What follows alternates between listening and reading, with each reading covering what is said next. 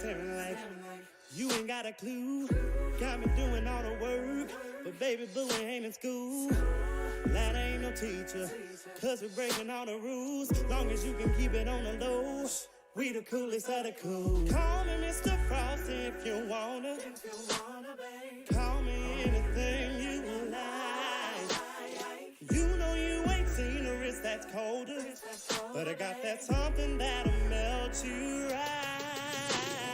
Baby, you already know what I'm talking about.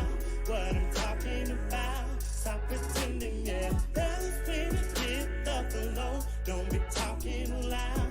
Don't be talking loud. Keep it a secret, yeah. Cause you know, yeah, you know, yeah, you know what I'm talking about. You know, yeah, you know what I'm talking about. Yeah, when I came out running, ain't nobody want shit from me. Then I got a nigga running. See the mind rolls and the mean mugging. Cause I got the Genesis cry. For certain, yeah, I don't know why. You can hate, you can front, all of the way to the back of the bus. Now you're telling me you still don't understand it. Telling me it's news to you. Tell yourself the lie so you can stand it. But exactly who the fuck you talking to? Baby, you already know what I'm talking about. What I'm talking about. Stop pretending, yeah. Hit the flow. Don't be talking loud. Don't be talking loud. Hate it a secret, yeah. You know, yeah, you know, yeah, you know what I'm talking about. You know, yeah, you know what I'm talking about. Come and look into my eyes. Tell daddy what you see. Is it love up in your eyes? Or is it lust up in the sheets like the eyes of leaves? All the white girls keep trying me.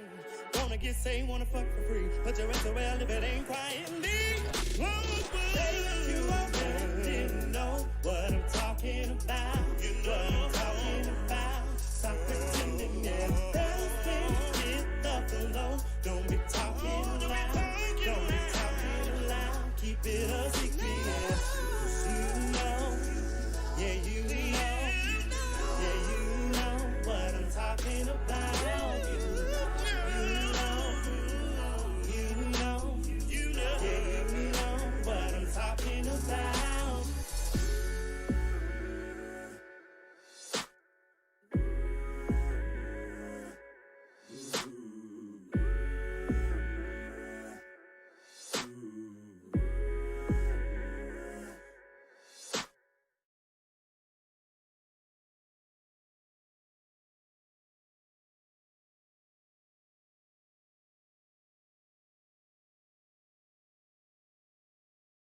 Muted. All right. Welcome to my first ever live stream on YouTube today with my good friend Anu, and he's here with me to do a little conversation about singing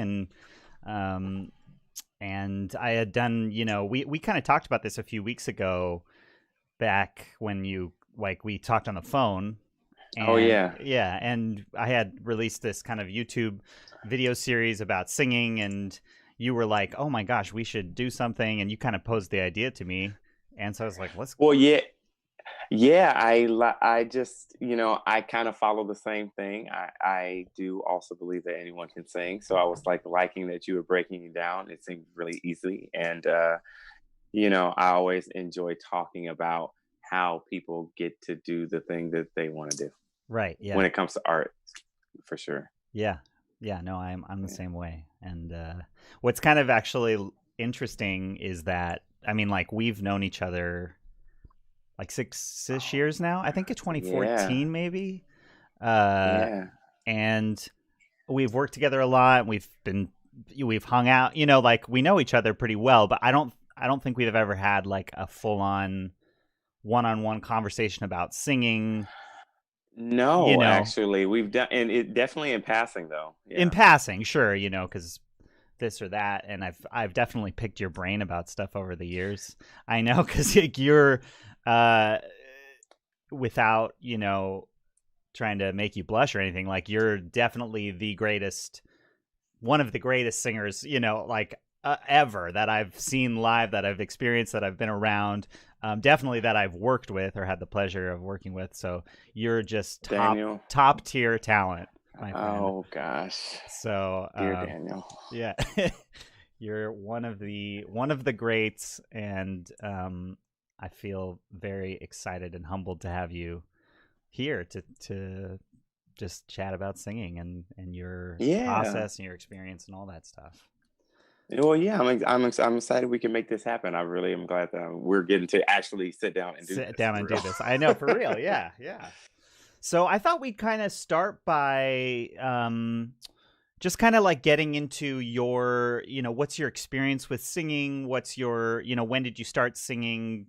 What do you like, just your kind of who you are, that kind of thing. Kind of overall thing. Yeah. Okay. Yeah. Well, I mean, I've been singing since I was a little kid, at first in like church choir, but also my family had a theater company in St. Louis, a playhouse company. Cool. And so I was often in those shows, and so then I would have to sing. And so it kind of started from there. And then as I went to school, just any opportunity I could have to perform, like singing or dancing or acting, any talent show or anything, I just did. I think the first one I ever did, it was I just can't wait to be king from The Lion King. Oh yeah, Lord have mercy. That tells you how young I was, and so that was like my first. That was my first performance in front of people that were in no way connected to me or my family. So that was very frightening because I was at school, and everything that a kid goes through school. Sure. So I just did that, and then my family moved out here when I was 15. We were looking for schools like the summer before I started my sophomore year, and my mom was looking online. She's looking and she sees this choir that has an album and has been to Italy, and she's like, "Oh, Harrison, we gotta see if you can get into school." And then luckily I did. And then just was involved in the performing arts from then on, and did things on the side outside of that. Like a lot of opportunities came from that in terms of like being able to be on TV for a couple things, singing, cool. And just also performance opportunities. So I started to do more theater around that time. Cool. And then I went to college, and I tried to study where it all came from, and do. I had, my major was vocal production, and so that was what we focused on primarily, and then of course like general music theory and all that. Sure. And I studied there, and all while I was doing that, I was also working, and that's kind of how I ended up meeting you through our work in what do you call that, Daniel? Church work, ministry work, church, but definitely church work. Yeah. And that's where we met. And then ever since then, you've seen me perform all kinds of things at all kinds of places. We've done, I've seen you all over the place, and teach and coach with you, and co-lead all kinds of groups with you. Right. And also just hang out socially sometimes too. Yes, we're friends, okay? Right. We don't just work out here in Los Angeles. We also create relationships. Yeah. I know y'all don't know nothing about that in LA. Oh man. So you went to school for vocal production. Was that then mostly classical work, or like what? It was, and I have a correction, because it was called vocal performance. That was my emphasis. Vocal performance. And, yeah, and so we studied a lot about the biology of the voice and how to basically sing using classical repertoire to make the body use like its most sing at its most optimum level without using a lot of extra energy or any kind of extra tension. It's very like, if there's any tension, we need to figure out how to get rid of it. Yeah. Kind of thing. And so that involved Alexander technique, Cool. coaching, that also involved choral conducting, Cool. and then obviously some composition courses as well. So wow. Okay, that's amazing. So yeah. and obviously then like being in choir. Oh yeah, for sure. Well. Because those were my biggest mentors, honestly, into getting into directing choirs and Sure. acapella groups and doing that all that kind of which stuff. I've done now for 18 years. Yeah. Wow. But you're only 18 years old. And I'm only 18. Look at this fresh face. Amazing. Lordy, I wish. No, I don't. No, that sounds horrible. Yeah. But okay, so because it's interesting, I've heard you sing, in variety of different capacities, like certainly within the church sector. I've heard you sing more contemporary worship stuff, gospel, classical. I've kind of seen you in all of those varieties, and I've also seen your music or like your band or your album. I've heard your album. I've seen you perform live with your band, with your previous band and your current band. Yeah. So and I feel like I've seen you at several other things doing this and that. I've seen you in musical too. So I guess when I think about your voice, I mean, I know you can do anything. Like I have like a strong theory of that. Like I don't think there's anything too high or too low for you. You have a huge range. But when I picture you or think about your voice, I don't often think that you would enjoy, I guess, like a classical type of sound. Like that's based on the types of singing that I've heard you do, and like the way that you so easily are able to go into pop or gospel. So is that something that you enjoyed? Like, do you enjoy classical music? Do you enjoy singing that way? I do now. Okay. I fought it tooth and nail because I was just like, I'm a singer and I just have to learn this, and this is the foundation and blah, blah, blah. Yeah. And then as I actually started going through college, and more specifically, I had a great vocal coach in Dr. Carl Snyder, who's down in Long Beach, and he was at LMU at the time that I was. And it was, I'm sorry, I'm clearing my voice. That is a horrible. That's a no. That's a vocal no. Because Dr. Carr would kill me. He'd be like, "What are you doing?" Yeah. So I had a great teacher, so it made me enjoy it. He picked repertoire that I would really enjoy, which tends to be very dramatic and usually in a minor key, and so that's what drew me to it. Is once we got into more studying of opera, then I wanted to do it more. I was more interested because then it was like this whole story, and it was back to kind of what I was used to from being a kid in terms of doing theater all my life. And so by that time I was like, oh, okay, this is like the most intensely focused art form that I've really encountered in a while, and it was very challenging. Cool. So anything that challenges me in music, I probably will end up liking. That makes sense. So as you kind of found the way that you could connect to that style of singing, that style of music,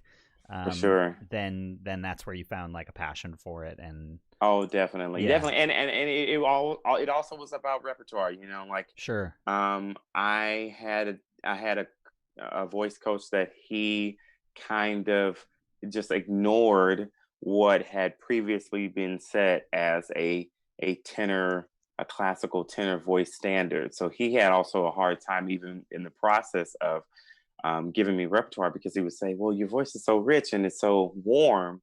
That's not really the tone of a tenor. I see. So I don't really see, I remember when we first started, he would say all the time, like, we'll see.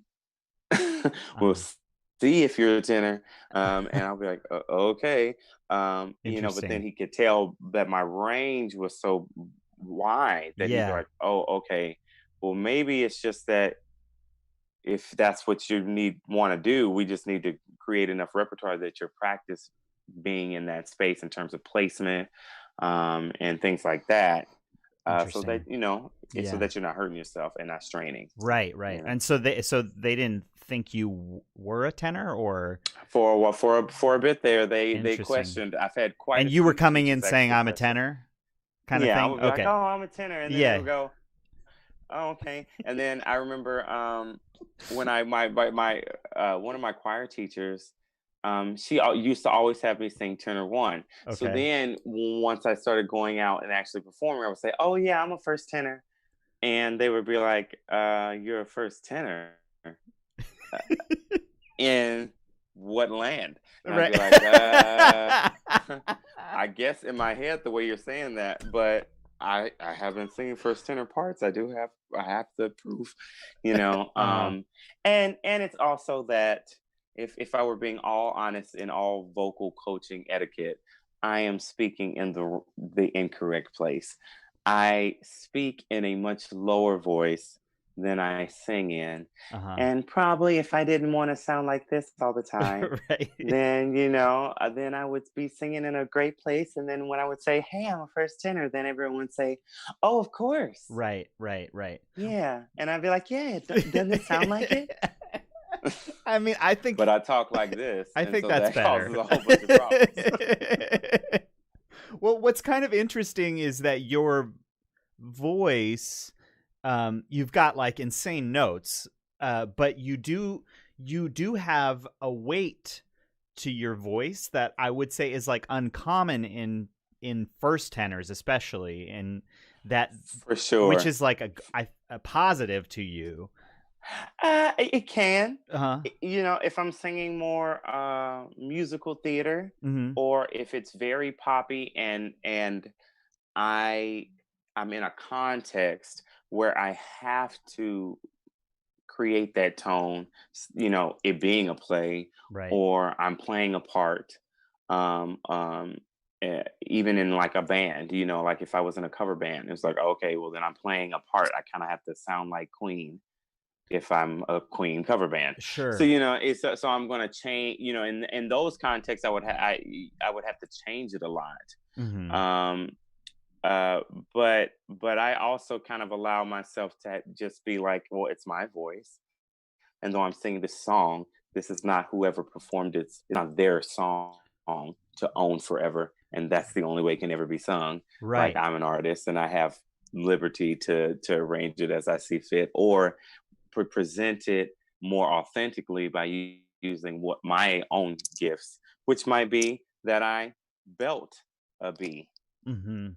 And Right. somebody's like, "Why would you ever do that Why would you? for any reason?" And I would go, "That's how I felt it. Sorry." But Yeah, yeah. I will say, the more I do musical theater, and like right now, I'm vocal coaching for a play where I'm having to tell them things that I normally would not tell them, if they were just my private student, Sure. because they have a voice part role that they're trying to fill, and a sound that they're trying to go for. So that's what, we have a dialect coach and all of that who also helps with that. Cool. Okay. That makes a lot of sense, and I think what you Yeah. said about the song not necessarily belonging to the artist or that voice, in particular, as iconic as some of these things might be, doesn't is kind of an important part of that, right? Like where it's I mean, yeah, I basically tell all my students that, usually when I like, for example, Lady Gaga's "Shallow," yeah. that's a beautiful song. She's singing her booty off. However, Hmm. not everybody has had that skill or that practice, or Yep. that has even spent as much time as maybe she did even before recording that, practicing it to get it exactly perfect, so it sounds just right. And it sounds just right for her voice. So I had a student Mm. who had that song, and we had to kind of strip that away, because I think a lot of people think, oh, I want to sing. They don't say I want to sing. They say, oh, I want to sound like so and so. Yeah. And it's like, well, okay, you can do that, but it might not, whatever they're doing to achieve that sound might not be what you have to do to achieve that sound, because even though the physiology is generally the same, it's bigger and smaller in places, and we're all, different but the same. Right. Right. Yeah. No, Especially in terms of biology. So, it's just like right. I'd rather you say, like you said, that anyone can sing. Yes, I'd rather you say I want to sing, and it's like, okay, good. You want to Yes. sing and you want to sing well, then we can achieve that.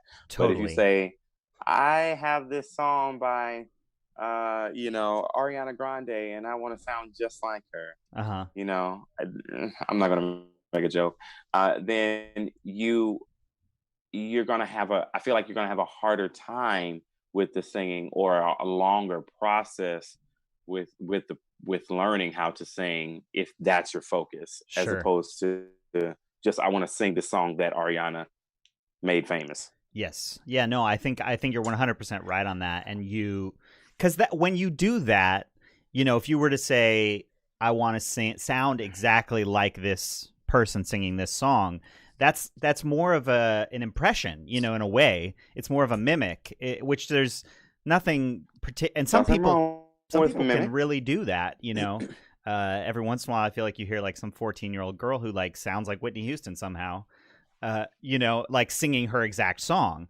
And she did, and they usually do exactly what most people do, which is that she sat there with her headphones in, and Yeah. she listened to that Whitney Houston song until she was blue in the face, Yep. and memorized every little thing, and just did it over and over and over and over again, and drilled it in her head until she got it exactly right, and then she performed it. And that's just when you saw it. But there might have been 6 months of her listening to Whitney Houston to get that right, and singing every day nonstop. Uh, Absolutely. to achieve that same goal, and then she still might not she still might have issues with singing. She Mhm. just won't have the same issue she would have had if she hadn't done that Right. work. And on top of that, can you take that sound to another song? Right? Like Right, because some people are not versatile that way, and even right. I would say, I would fair to say, some people say I'm not even versatile, but I would They say would be that, wrong, uh, well, and I think in my opinion. well, I appreciate that, Daniel. I think, yeah, you do have to be careful of that. Mhm. I even have had to be careful of that, because sometimes when you're doing a lot of that, say like if you're a session singer or something like that, you can, if you're not careful, you can do a lot of wrong habits to Yeah. try to achieve. Oh, I'm just trying to sound like this. It's like, Sure. okay, well, don't forget your foundation, and then kind of work it around that, Right, right. um, rather than uh, just like making it happen or getting it done. Sure. Yeah. But yeah, Which finding singing sometimes can be that. yeah, no, I agree. Sometimes the hold on, I just want to notate this, that I see that there's a question in the chat, and so Oh if anyone has any yeah. questions, please feel free to ask them. I'm keeping up with the chat, but I'm also kind of wanting to keep the conversation on track, so No, I'll yes. break it up with questions from here and there. Um, but no, that's a great question from Fenderman. So let's use this as kind of a bouncing off point. Then there's a Cool. question in the chat that says, "How does someone find their range?" Um, Oh, testing. mm-hmm.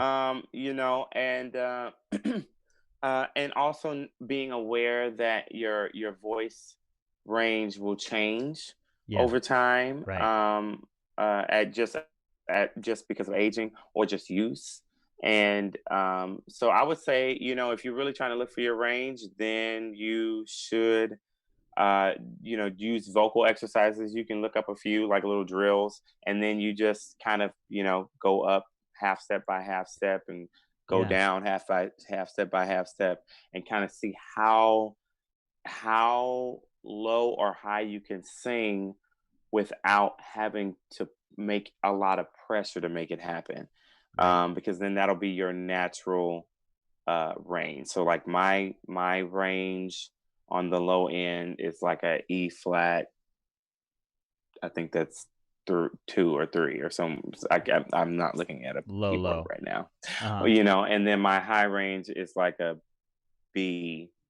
Mm-hmm. I can hit a C on a real good day, Right. and but I don't sing a lot of repertoire that requires me to sing up there, so it's not like it's something that has been supremely practiced. Sure. But yeah, I'm right around there, like B. I think that's B4 or C4, Yeah. something like that. Yeah. And that's in full voice. And that's in my I'm belting all the way up belting there. all the way through. But I in your can, chest voice. I have plenty in my falsetto and head and all that. Yeah, right. Yeah. You can go higher. Right. No. Yeah. And I think that's good, kind of, point you made of just kind of testing, right? You see where you go and see how far you go and see how low you can go. Now, if it starts to hurt, or things start to become uncomfortable, just because you can hit a note there doesn't mean necessarily that's the best way to approach that note. But correct. But you can at least test and songs things. you can do with that too. Yes, that's the song's a great testing thing where you just go, okay, well, I'm going to try to. This song is really low. It's by Barry White. I'm gonna see how much of it I can sing. Right. That'll be a test. Or I'm going to sing Ariana Grande, and I'm gonna see how high I can sing. Yes. But at least you'll have some kind of point of reference. And then and sometimes even in that, there's been songs that I've sung that I thought, oh, it's too high. And it's like, well, it's not that it's too high. It's that you just haven't figured out how to sing there yet. Yes. Totally. You haven't figured out the placement, or you weren't paying attention to how you were breathing before, when you attempted that note. And so it's like, oh, okay, well, maybe if I actually took a deep breath and had the placement and had it focused, then I could hit that note. Yes. So yeah, all of that is, it's all testing. Voice lessons. If anybody's wondering, like, want to get range or want to expand their range, or just be able to sing the songs that you have to sing as a human being, like Happy Birthday and Auld Lang Syne. Yeah, right. Then just those are great practice exercises too. Sure. Songs, nursery rhymes that you just know off the top of your head, that you don't really have to think about, so that you can just focus on the singing part. Right. Yeah.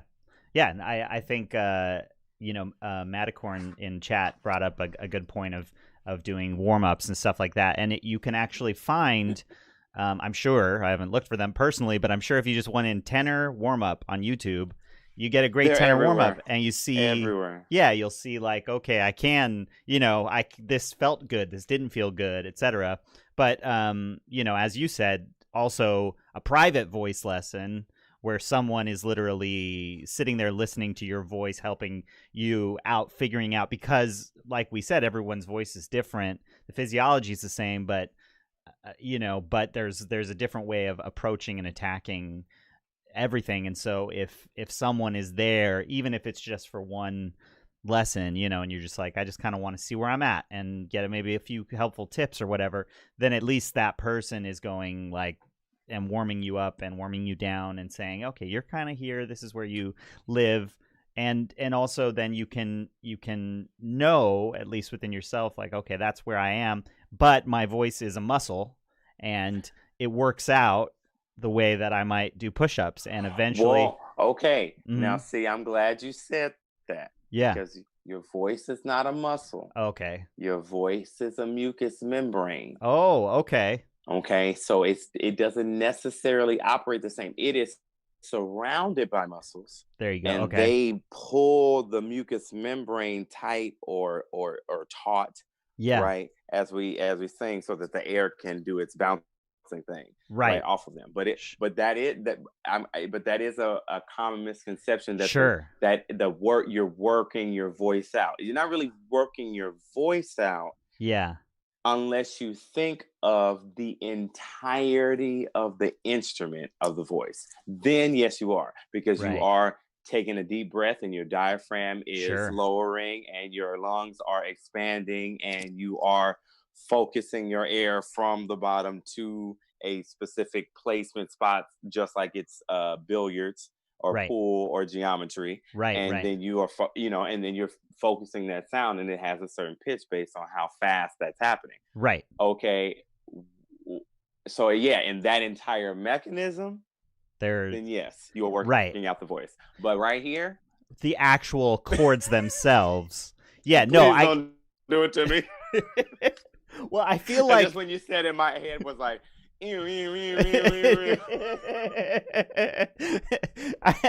I feel like the way that I look at well, because there's obviously there's the actual physiology of what's happening in your yeah, body in the voice, right? But at the end of the day, we can only feel what we can feel and only imagine what we can imagine. It's not like we have access or some kind of visual representation of what that is. I mean, if we did, it just would be disgusting.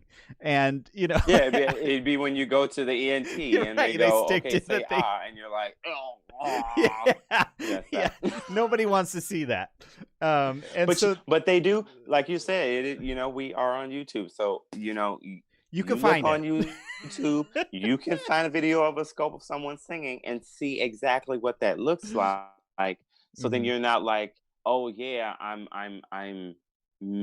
making something happen, as opposed to more like I'm allowing my body to do what I've practiced it to Sure. do, Right. Yeah. so that I can produce the sound.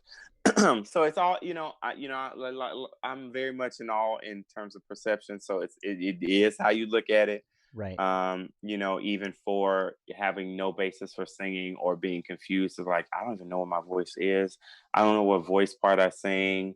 I don't know what range I have. Yeah. Like is if you can change your perspective and in your approach to learning it, then it's you all those answers will come. Right. Yeah. They No, I always think do. I think that's a good point. And the more you do sing, warm up, practice, all of those things, the stronger you do become, the stronger Yeah. those muscles surrounding your voice, your diaphragm muscles, your just not only the muscles or the strength of your voice, but the placement, with which you understand the placement more, and I need to do this to get here, and for it to Exactly. feel good, I need to place it here or breathe this way or think about the note this way, or there's like a billion different things, but those are Hmm. the ideas of kind of wanting to grow your voice or achieve higher notes and achieve Yeah. or lower notes, whatever, any of the things that singers are kind of constantly trying to look for.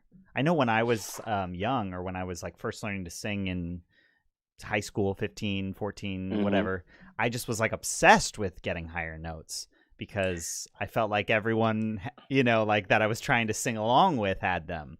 And I would crack or screech or, and until I got stronger, but also found new ways of approaching those things. It took a while. It took some time for me to find that placement in my voice. And Yeah, and I think that when you're finding your voice, it's a very, or even when you're refinding your voice, after like a long time of singing one particular genre and then you switch or something like that, uh, it's a very humbling experience, yeah, because you kind of have to you have to be real with yourself. There's some songs that I love Stevie Wonder, and Stevie Wonder has some great songs. And if I really want to focus on it, yeah, I can sing. But sometimes he sings high, yeah, and I don't feel it up there. Like right. like separate from like maybe Harrison, you really can't sing it up there. Uh But huh. separate from that, it's like as an artist, I'm not even feeling the picture he's trying to paint up Right. there sometimes. So then I go, I had to be like, okay, Harrison, it's okay to lower the key. You are not less of a singer because you lowered the key. Absolutely. And then once I accepted that, then it was fine, because then that gave me so much more freedom in being like, okay, I do want to sing this song, but I don't have, and I want to sing it like them, but I can sing it like them in another key. Yes. Better. Absolutely. Absolutely. So it's also like, if you hear Ariana Grande song, you're like, I want to sound like her. If the reason why you want to sound like her, kind of like, is, like you said, Daniel was like, I want to sing high, and everybody likes high singers, and they do, because it's a pitch thing, right? The higher a pitch is, right, normally younger people are going to be able to hear it. Sure. It's going to attract them. Interesting. Yeah. So that's why, like, a lot of pop singers, they will, they'll be 30 years old, but they'll be singing up here in BC4 land, and you're like, why are you singing up there, Bruno Mars? You can sing your butt off and it's okay, but why are you doing that? Like, right. Why are you up there? I get it though, because the girls love you, and the girls don't want to buy your album, so they want to hear you sing up there, because that's where they can sing. Right. So they can sing along with you. Sure. I think about, there's one song on the album that I released this summer that it starts so low, and my friend who was helping me produce was like, "Are you sure?" And I was like, "That's where I feel it. I don't feel it up there." Yeah. And we tried it, and then he was like, "No, man, you sing it down the octave." And I was like, "Oh, okay." Mm-hmm. Then that's where it is, but that's where it was comfortable for me. So then It was like, okay, then that even had its challenges, because then I was like, okay, well, I'm not used to singing down here, right? So now I have to have the same bite and the same intensity or pressure that I would have in singing if I was, belting up in the rafters like you've heard me do too many times to count. Love it. Some of my favorite memories. Golly. Oh yeah. Every once in a while I sneak on if I knew the song was going to be, because sometimes I don't know you're going to go there, and so I miss it. But if I know it's coming, I'll put on my little voice memo, make sure I catch it. I have a few somewhere deep in there. Oh my gosh. I'm like, I'm going to need this later. Definitely going to need this is going to be good. Oh, Lordy have mercy. Okay, well, pause. We're just gonna light a little Palo Santo. Okay, get the clearance. Well, I've been getting excited. I don't want to be telling anybody the wrong thing. Honestly, that is my biggest. If somebody were to ever ask, what is your biggest fear in teaching people about their voice and about performance, I would say my biggest fear is teaching someone the wrong habit. Yes. Because it really can, mess up the trajectory of whatever progress you're trying to make or songs you're trying to learn, because if you have a bad habit, then can't take this bad habit no more. You're gonna thinking about Kelly Rowland. You're going to you're going to do something wrong. You're going to have a whole bunch of vocal issues, and you're also not going to be able to emote the way you want to emote. Oh, is that my buddy? That's Sherman. He's having fun somewhere. Sherman. What up, Sherman? He made it on. I love me some Sherman. Oh, man. We can't all be Mariah or Beyonce, and it's not going to stop me from singing Love on Top. There we go. With her keep going. Unnecessarily. You know what? Gotta love it, though. And love the Palo Santo. There we go. We got it's a little Palo Santo. And pause on that Love on Top note. Who says you can't lower the key? Okay, four steps, and then you'll be at her original key by the end of the song. Right. Boom. And that's That's just math. Comfortable key. and then we're gonna see a whole bunch of YouTube videos of somebody being like, honey. And I'm gonna die.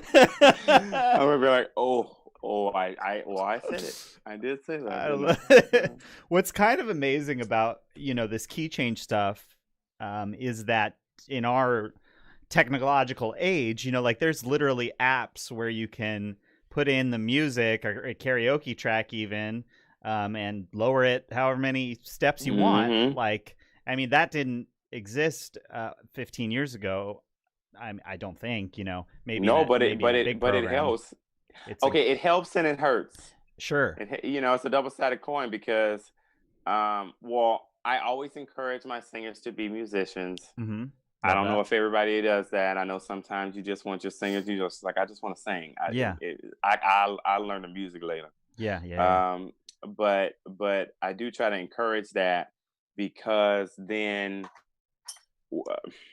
with that musicianship comes like further understanding of the song, further intention behind what you're singing. Mm-hmm. And all of that. So I try to encourage people to be like, okay, well, no, I know you just want to sing, but figure out what a half step is. Right. Learn the music. Yeah. You learn the music, because like even with a pianist, see, like I can get around the keyboard. I'm not a pianist by any means. Mm-hmm. But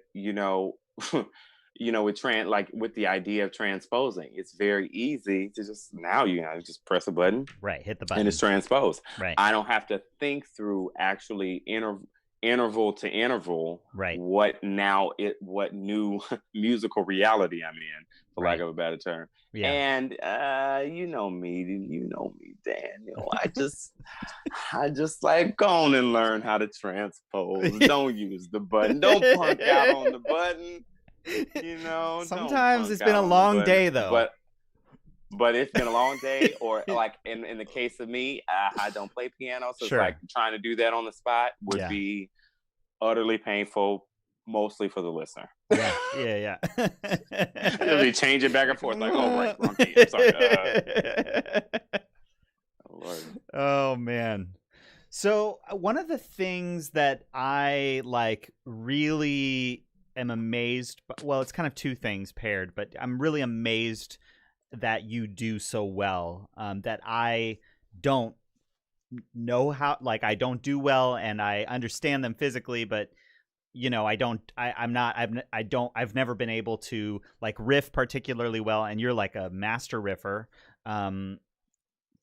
That's okay to say. I don't know. To me, comparatively, yes. I listen to you riff. I was listening to your album this morning, and there's one where you go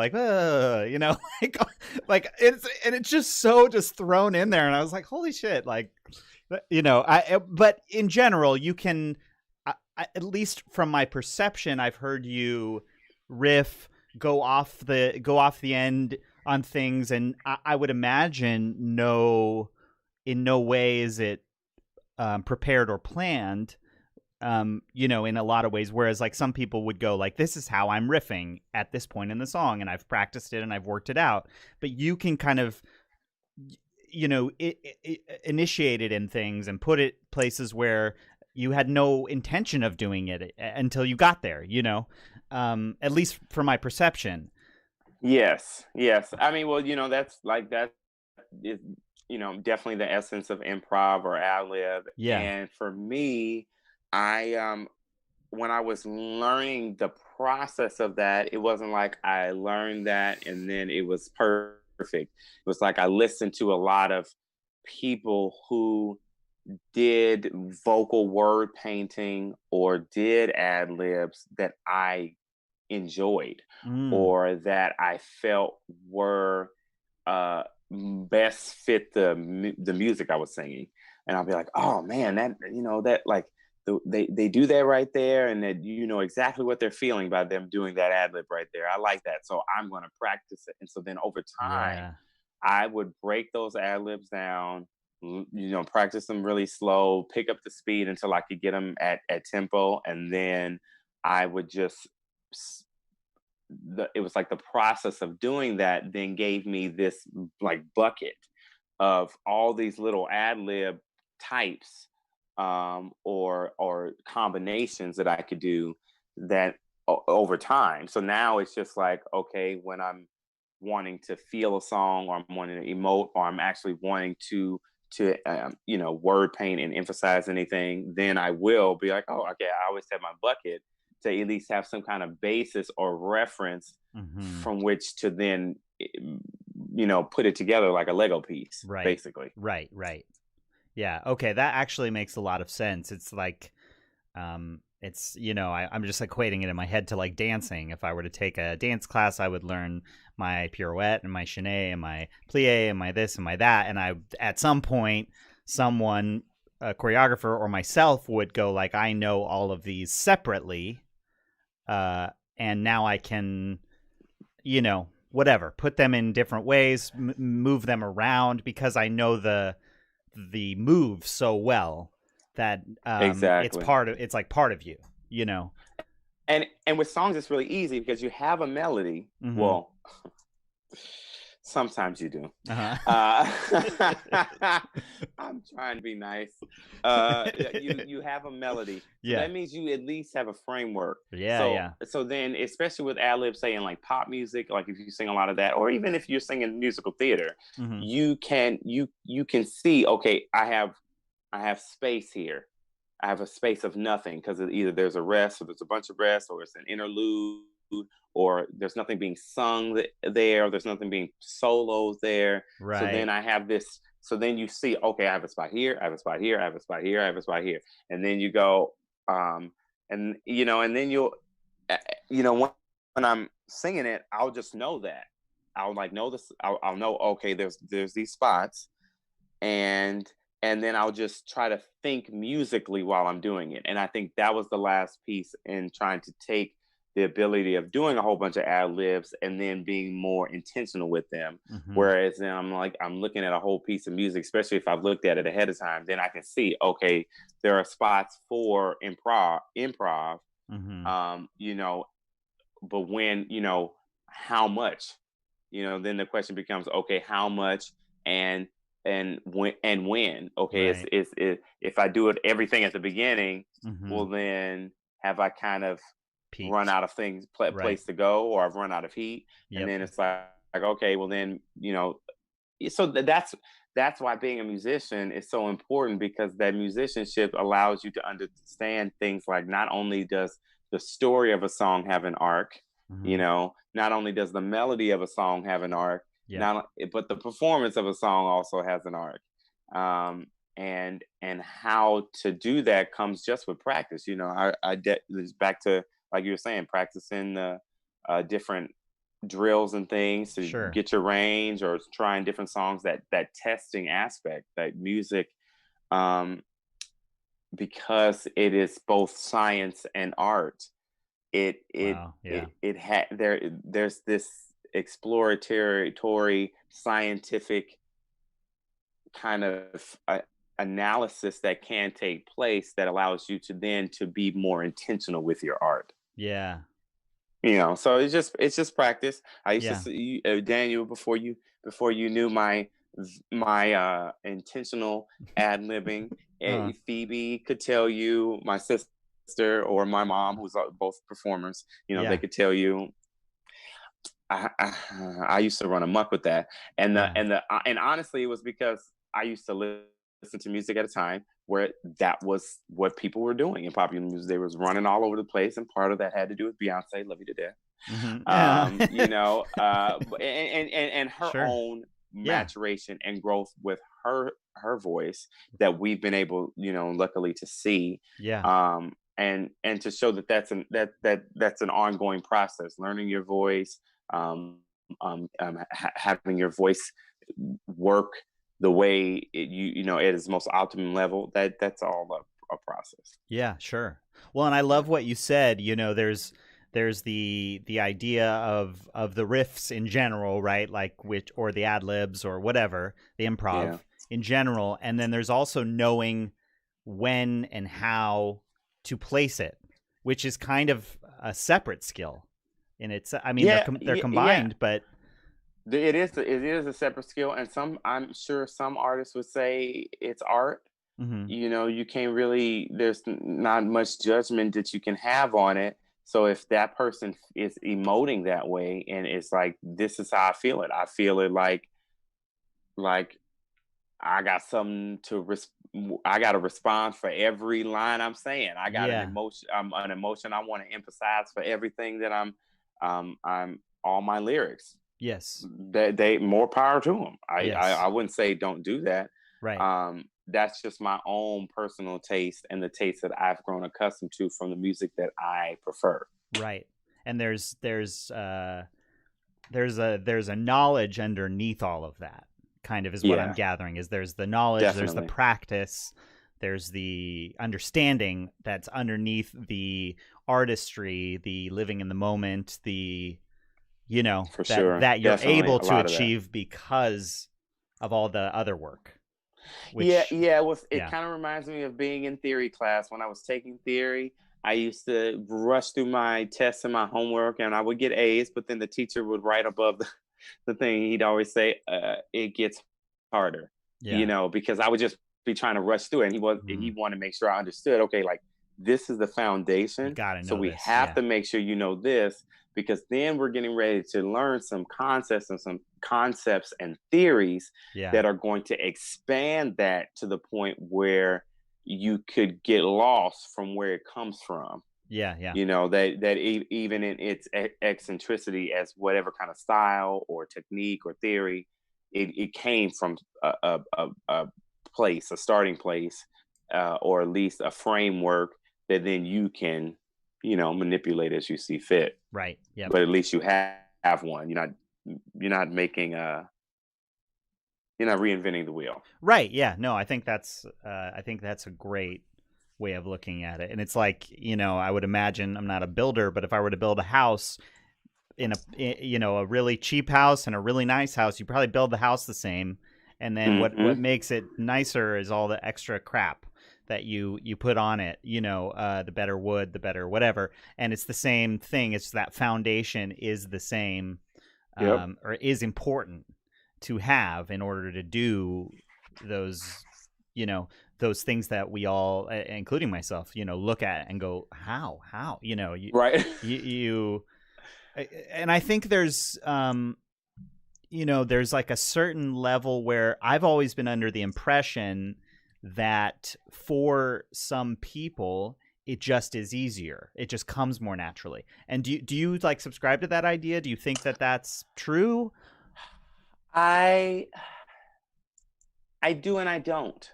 I definitely think it's definitely a nature and nurture kind of thing. I Mhm. grew up in a house full of music. My parents were musicians, performers, Yeah. actors. And so I was around it all the time. Yeah. I used to go to the theater with them and watch them practice and be in rehearsals and watch them be on stage Mhm. um, and so there was never really a moment where music wasn't there Yeah. um, for me to observe and also for me to obviously learn from, for me to enjoy and experience, so that so by the time I said made a decision, okay, I really want to do this, which for me was very early. um, I I had my foundation already there It set was in there. in my family, Yeah. and in my family's friends Right. who also were artists and musicians and actors and dancers and Sure. choreographers, like you were saying, so the whole idea of even putting something together, in a musical sense, from these separate little pieces and then showing how they put together. I was around it all the time. Yeah. Um, I think as much as you can do that, as much as you can kind of submerge yourself, it's like just like learning a new language. As much as you can be around it, Right. the easier it gets, and the more you understand it, and the more you're able to eventually take it on yourself and reproduce something or produce something Sure. new. Sure. Sure. Yeah. Yeah, no, that's a really good point.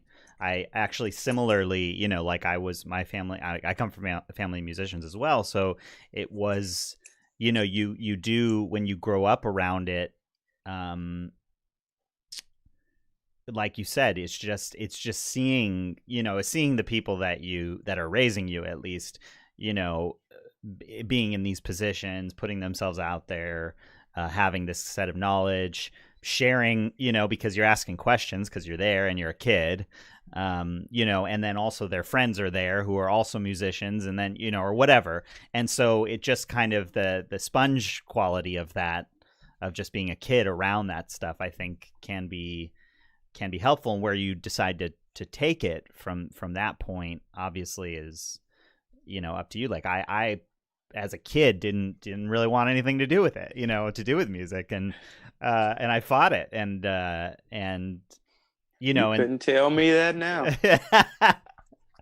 It's been a weird transition where I do love music, but I know personally, like I have been able to get by, to a certain extent. Like I'm not, I play piano and whatever, and I can get by and I can hang, but like I'm not going to go and practice 4 hours a day and 5 hours a day. That's just never been me. It's never been what I wanted to do in that regard. And the same went with the voice, whereas I was definitely more interested in singing when I was younger. And so there was a time when I was singing all the time and I was always trying to get better and always, but like there was also a certain level of just that being around my family as a kid, and just seeing what they did. And, like, I don't know if it's DNA, maybe some of it is, and some of it's just the sponge quality of being a kid around it. And you're just like, well, I can do this or I can do that because I've seen it done, Right. Exactly. And I would say I know very few people who they can sing and their parents cannot sing. Sure. Yeah. You know what I mean? So Yes. Then that tells me that there must be some kind of science aspect to it. Yeah. If for nothing else, then kind of almost because of the parents' aptitude to that, then that information is like coded in DNA, and then you pass that down. Right. It's just like family trauma can be passed down, right. Biologically. So why not music? Right. Why not, sports or art, whatever, or dance, or anything else? Yeah, exactly. I'm sure, and that's why a lot of people who say maybe are not very good at sports, but they really, really are into them and they really, really like them. Mm-hmm. They try to pass that on to their kid. But sometimes it's not in the science part. It's only in the nurture part. So that kid can easily be like, I don't like sports, and the dad's like, no. Right. Or the mom's like, no. Yeah. Well, I have like a very specific memory that I kind of wanted to touch on in a gig that we did together. I don't know, maybe 3 years ago, and we were in like a courtyard patio. Do you remember this, in Hollywood at some? It was connected to a church, but it wasn't at the church. I think it was at that church on Sunset Boulevard and we were in the parking lot almost. There's like a luncheon or something. Yeah. It was a retreat. A retreat. Okay, so we were there just to play for lunch, like or something. It was just like background music, and we had a binder full of tunes, and it was very like easygoing. And I think back on this gig a lot because I felt like I saw a side of you in that particular performance where you were just kind of like totally free, totally living in the song, in such a relaxed way. And not that I've seen you do that in plenty of other instances, but this one being, given that there was no time frame, they didn't care what songs you did, we would be in a song. I don't recall what we did, but we would be in a song, and then you would just kind of have me keep going with the main chord structure, and you basically created a whole other song, just from your living in there in that moment. You know, I don't know if you recall that or if that's, you probably do it all the time, but that was my memory of this. And I'm just, I guess, you know, what is that when you are in the moment in music, you know, like when you are there, what does that feel like for you? What is that experience like? I'm curious. What is that experience like? That's a very interesting question, because I don't think I've ever observed it. Interesting. You know, I'm just kind of in it. Yeah, yeah. But I would say that that feeling is just like just a awareness, like a awareness of whatever message I'm supposed to be uh communicating Interesting. via music. Yeah. Whatever that message is, I just am in that. Like I'm almost like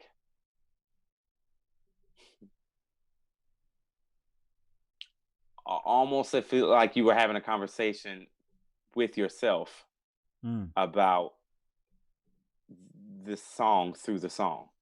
interesting. So then That's I'm cool. like having a very uh uh existential. There we go. That's the word. Yeah, yeah. That's what I'm having. Almost out of. What is that experience like? I'm having an existential experience where I'm quite aware that time has almost frozen. Cool, cool. And then I step back out once I'm like something, either a connection with someone in the audience, if it's a like not a retreat or not a spiritual thing, you know. But even in that case, even in that case, you know, maybe I'm in there, and then someone else is having that same existential moment, and so then we then see each other, Yeah, yeah. and then usually that's what happens, and then we're like, we feel that connection, and then that's what kind of draws me then back into where I am. Yeah. And then I'm like, oh, well, I mean, and this is me analyzing it in hindsight. Let's keep it real. Sure. No, You know, I know in the it's kind moment, of a it feels weird. like nothing. It feels like I'm Just it and just in the moment, right. just like it just intensely in the moment. Yeah. So much so that then I look up and then the song's over. Yeah. Yeah. I love that. I love it. I That's a simple way. I wanted to bring that up because that's, you know, that is something that I think in general we admire in singers, in artists, in actors, in sports players, you know, like the ability to be taken away and to be, you know, like I think that is why we love, you know, like Michael Jordan so much, is that like that guy is right there in the moment when he was on that court, you know. And so there, and I think the same kind of goes for singing. However, I know just with my own hangups in myself, I guess I've reached some element of that in singing before, not obviously in the same capacity or in the same way, but you know, I guess I'm just curious, you know, how much of the musical mind is there? Is it literally just, you know, that building on the skills and tools that you already know that you don't have to think about, and being in the moment? Or is it more scientific than that? Is it a little more point by point? It really, you know? no, it really is like that. It really is like you just have a point of reference, you have a pivot point, and then you just kind of go from there. And for me, you know, knowing the song, like the music, you know, we used to sing songs that luckily we might sing a song 3 times within a month. Well, by the third time, I know it. It's in me. Yeah. So then I'm not focused on the song. I'm focused on communicating, or I'm focused on emoting. I'm not really focused on, oh, okay, well, let me make sure I put that in my mask. And then Right. this next, that's what I do during practice. That's what I Sure. do at Working. rehearsal. And then I drill that, Yes. until I don't have to think about it anymore. And it does it naturally without me having to think about it, so that I can focus on being in the moment, which is that experience that I That think you were describing earlier. Yes, yeah, Yeah. absolutely, absolutely. No, that makes a lot of sense. Oh, Phoebe's in the chat and Tegan's in Oh, the chat. Hello, Phoebe's in the everyone. chat and Tegan's in the chat. All right. What up, y'all? Yeah, how's it going? Phoebe is Harrison's sister, who's also like Yes, the other phenomenal. best singer in the world. Yeah, So the two of them jeez. together, and your mom. Oh yeah. You All hear where you. I get it from. Yeah, you guys are just exceptionally talented family. Yeah, Um, thank you. Yeah, so I guess then I just want to we've been live for about an hour. I just wanted to kind of maybe wrap this up with like one last question, if you're okay with that. Sure, Okay. I'm down. So it's kind of vague and generic, but it's, Okay. the point of why I did my videos and the point of why we're here talking is, do you believe that anyone can sing? And if you do believe that, how, at what level can they do that? What does it take to get them there? What does that mean to you? Well, I do truly believe that anyone can sing. I believe that anyone can do anything they put their mind to, but specifically when it comes to singing, Mm-hmm. because it is something that you can take with you. You don't need anyone, you don't need anything. Mm-hmm. It's a great opportunity for discipline. It's a great opportunity for obviously learning. It's a great opportunity for feeling and kind of analyzing, why we feel what we feel, and also helps, I think, can even be seen through music therapy, that it actually helps you deal with those as well, process those issues. Mm-hmm. So I think even more than anyone can sing, I think I would even push it so far as to say everyone should sing. Yeah. And even if it's just, I can sing happy birthday. Like I said, I can sing happy birthday. I can sing Old Lang Syne. I can sing, Jingle bells. Jingle bells. Right. Whatever you it know, is. whatever it is, even if it's, Yeah. I've known plenty of people who say they didn't know all of the songs that we sung at church, but when we sang Amazing Grace, they knew Amazing Grace, and Right. they sing Amazing Grace Right. nice and loud. Yeah.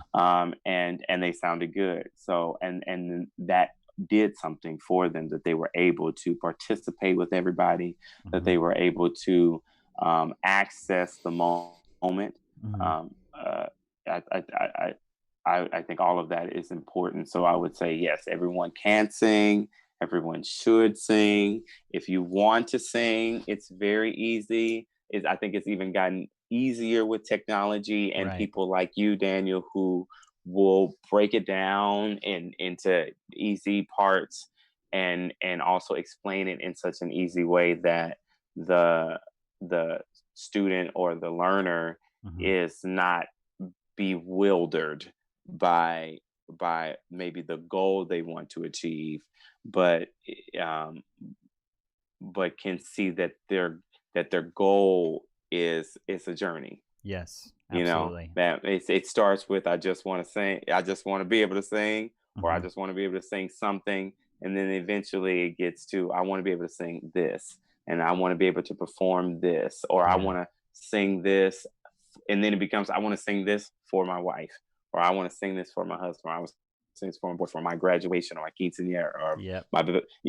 my niece's baptism, or I want to sing at karaoke, Right. because Yeah. I've always wanted to participate in karaoke, and I always felt like I wasn't good enough. It's like, okay, well, if that's the goal, it really starts with, I just want to be able to I just want to sing. Right. Yeah. And then we can do anything after that. Yeah. Yeah. Well, and not everything, like, I think, I think people get into the mindset of like, oh, I have to be amazing, right? I have to be Beyonce, Right. and and not that you can't be Beyonce or whatever, You but can like do that. that's not the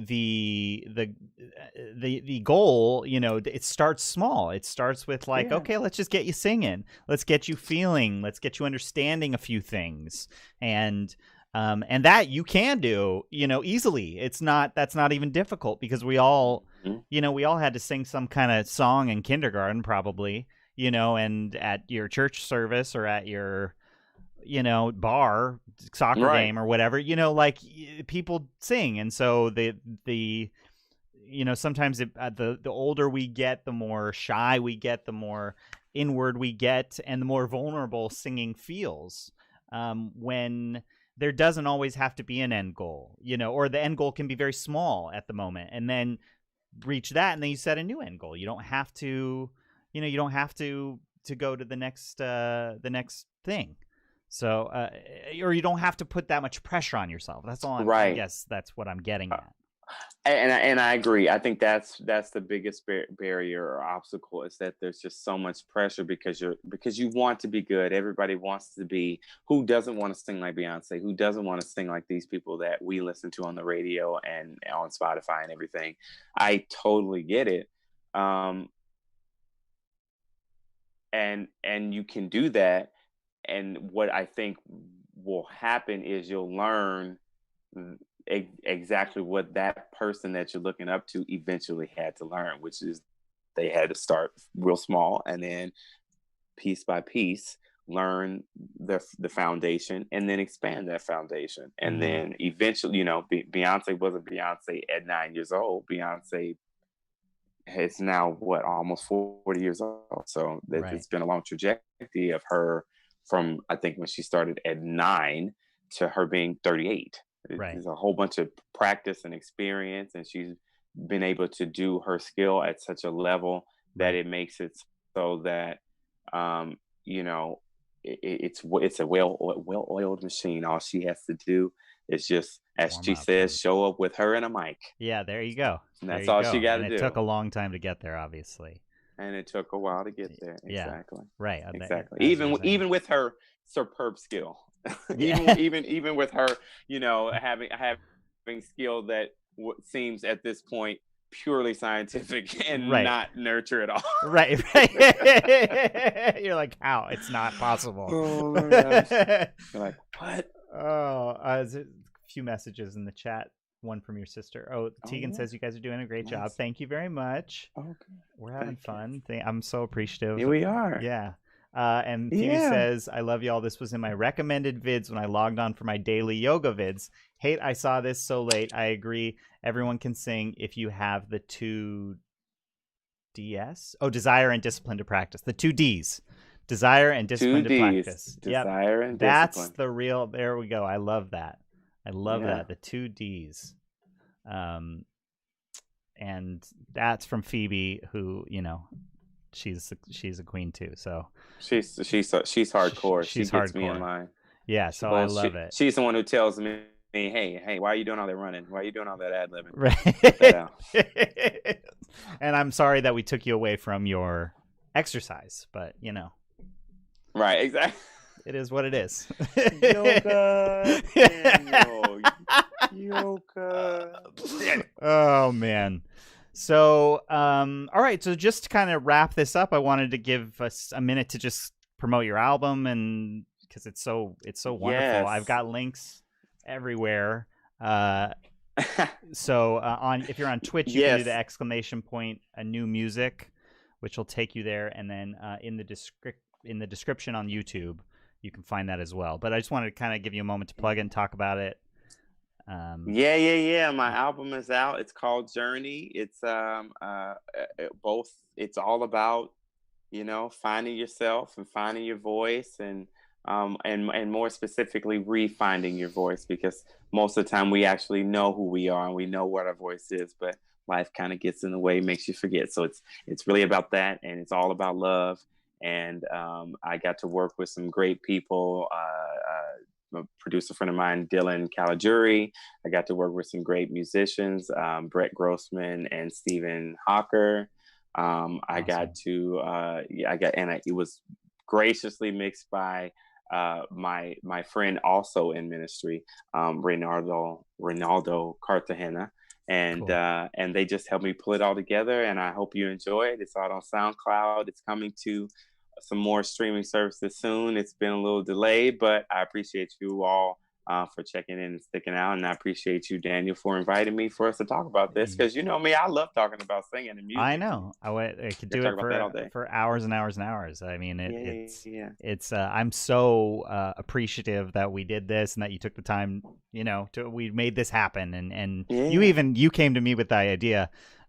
So I'm grateful to that as well. You know, you're just like, let's talk. I'm like, okay, let's do it. You know. Yeah. So heck yeah. So yeah, I want to say a big thank you to you for taking the time out and for your beautiful background and the ring. There were some comments on it earlier. I think it was Will. Will commented on the ring. It's incredible. I don't know what. Can you give us a close up of it? Just yes, so we can see it. It's a ring. It's kind of like that's pretty cool. A mix between like a bit of a dragon kind of a concept, but also I kind of look at it as like a scorpion. Little stinger. It looks like it could open beer. You know what? Have you tried? I have tried. And that would be a no. Okay. Unless I want my whole finger to come off. Yeah, that'd be a no. Sorry, guys. It's really just for show. Just for show, not a beer opener. Just for show. I love it though. And I get to, you know, it's like the perfect little. Oh yeah, a little scratcher. But don't scratch your ear or your eye with it on accident. Yeah, no, because I almost did twice. If anybody was watching this stream, I was like, all right, other finger. Yeah. Lordy. Oh man. Well, thank you so much, and thank you to everyone who was here live. I would like big appreciation for that. That was a really awesome experience. I'm so glad it went smoothly because this is my first time doing Twitch and YouTube at the same time. So you're a G, Daniel. You know, we're making it happen. We're on both platforms, Daniel. You know. Let's not. Damn, Daniel. Look at those. So yeah, you know, if you're not subscribed, subscribe. This video will be on my YouTube channel in its entirety, and then I'll probably clip one or two things as well, and do that, so that we have little shorter things too. But this was awesome, and I'm so happy. Please go listen to that album because it's fantastic. You can hear Harrison's voice, but it's just the music's great, the production's great, the songs are great, so it's top notch. I'm really excited for you about it. Thank you, man. I appreciate it. Yes, go and subscribe to Daniel. You people who want to sing, I'm telling you, it's top notch here. Top notch. He really knows what he's talking about, and he really knows. And his heart is in the right place. He just wants to help you out sing. Don't you understand? I appreciate that. Yeah. See, you heard it here. I'm pointing at you. He's great. He gets my endorsement. Yeah, there we go. I love it. And I approve this message. I'm gonna clip that. Oh, my dad says tremendous info. Thank you, Dad. Thank you. Thanks for watching. And thank you, everyone, for coming in. I'm going to stop this stream now. And then yeah, I'll see you guys on. I have videos coming out on Saturdays and Tuesdays, so I'll have a new video out on Saturday. Well, then I'll see you Saturday, Daniel. I'll be there. What up? All right, thank you.